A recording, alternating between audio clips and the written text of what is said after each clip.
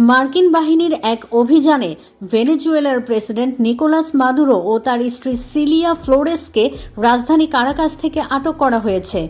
Operation absolute resolve নামে পরিচিত এই অভিযানটির প্রস্তুতি চলছিল কয়েক মাস ধরে।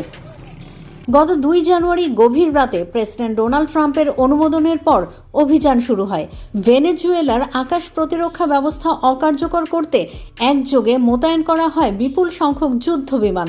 নিরাপত্তা নিশ্চিত হওয়ার পর হেলিকপ্টারে করে মার্কিন বিশেষ বাহিনী কারাকাসে মাদুরোর অবস্থানস্থলের দিকে এগিয়ে যায়।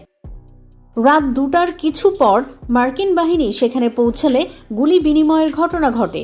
একটি উড়োজাহাজে গুলি লাগলেও সেটি সচল ছিল।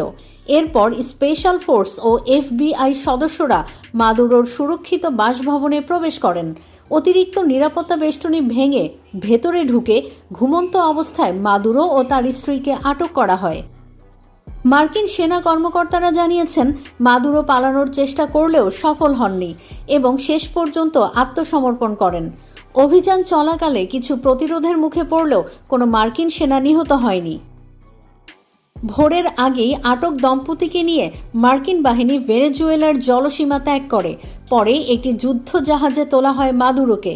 কয়েক ঘন্টা পর ট্রুথ সোশ্যাল প্ল্যাটফর্মে অভিযানের ঘোষণা দেন প্রেসিডেন্ট ট্রাম্প।